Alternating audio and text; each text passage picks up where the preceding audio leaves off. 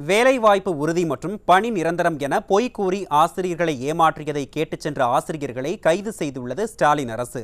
அதிகாரத்தின் மேல் செயல்பட்டு வரும் ஸ்டாலின் அரசின் அராஜகம் குறித்து விவரிக்கிறது இந்த செய்தி தொகுப்பு. கடந்த ஆண்டு ஜூன் மாதம் நடைபெற்ற சட்டமன்ற கூட்டத்தொடரில் 2026 ஜனவரிக்குள் 75,000க்கும் மேற்பட்ட அரசு பணியிடங்கள் நிரப்பப்படும் என உறுதியளித்திருந்தார். இதில் டிஎன்பிஎஸ்சி, டிஆர்பி, எம்ஆர்பி, டிஎன்யூஎஸ்ஆர்பி என பல தேர்வாணையங்களின் வாயிலாக பணியிடங்கள் நிரப்பப்படும் என அறிவிக்கப்பட்டது. குறிப்பாக டிஆர்பி மூலம் 19,260 ஆசிரியர் பணியிடங்கள் நிரப்பப்படும் என 110 விதியின் கீழ் அரசு அறிவித்திருந்தது. ஆனால் 2025 ஏப்ரல் நிலவரப்படி ஒரு பணியிடமும் நிரப்பப்படவில்லை. இதனால் வேதனையடைந்த நூற்றுக்கணக்கான பட்டதாரி ஆசிரியர்கள் ஸ்டாலின் வீட்டுக்கு மனு கொடுக்க சென்றனர். அங்கு அவர்களுக்கு கைதே விடையாக கிடைத்துள்ளது. ஆம், மனு கொடுக்க சென்ற நூற்றுக்கணக்கான பட்டதாரி ஆசிரியர்களை கைது செய்து தேனாம்பேட்டை மண்டபத்தில் அடைத்துள்ளது விடிய அரசின் காவல்துறை. ஸ்டாலின் அரசின் அராஜக செயலால் கண்ணீர் சிந்திய ஆசிரியர்கள் வாக்குறுதியை நிறைவேற்றாத அரசின் செயல் நியாயமா என கேள்வி எழுப்பினர்.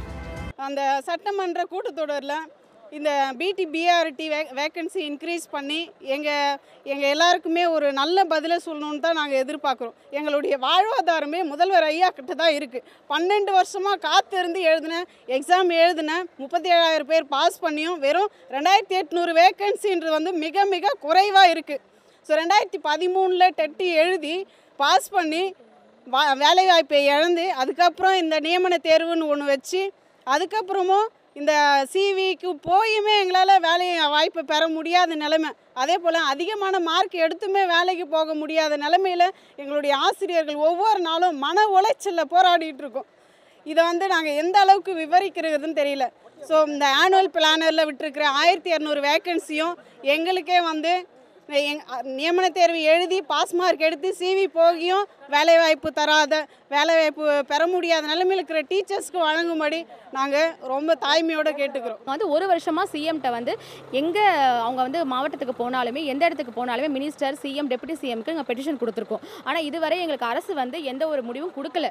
கடைசி இல்லையா பள்ளிக்கல்வித்துறை மானிய கோரிக்கைக்கு முன்னாடி நாங்கள் சிஎம்ஐ பார்க்கறதுக்கு வீட்டுக்கு வந்தோம். அதுக்கு பர்மிஷன் இல்லாதனால நாங்கள் இங்கே மண்டபத்தில் அடைச்சி வச்சிருக்காங்க. நாங்கள் சிஎம்கிட்ட தாங்க சார் கேட்க முடியும். ஏன்னா எங்களுக்கு நாங்கள் எங்கே போனாலுமே சிஎம் முடிவெடுக்கணும்னு சொல்கிறாங்க. அப்போ முடிவெடுக்க வேண்டிய இடத்துல யார் இருக்காங்கன்னா சிஎம் இருக்கிறாங்க. ஸோ சிஎம் இந்த பட்ஜெட் கூட்டத்தொடரில் எங்களோட பட்டதாரி ஆசிரியருடைய எண்ணிக்கையை அதிகப்படுத்துங்க சார். 42,000 பேர் எழுதிய தேர்வில் 37,000 பேர் தேர்ச்சி பெற்று ஆயிரக்கணக்கானோர் பணிக்காக காத்திருக்கும் சூழலில் அரசு நடவடிக்கை ஏதும் எடுக்காமல் பொறுப்பிழந்துள்ளதாக வேதனையுடன் குற்றம் சாட்டினர். சொல்வதை விட செய்யும் செயல் முக்கியம் என சபையில் கூறிய ஸ்டாலின் தன் சொற்களை செயலால் நிரூபிக்க தவறியுள்ளார் என்பதே இங்கு நிரூபணமாகியுள்ளது.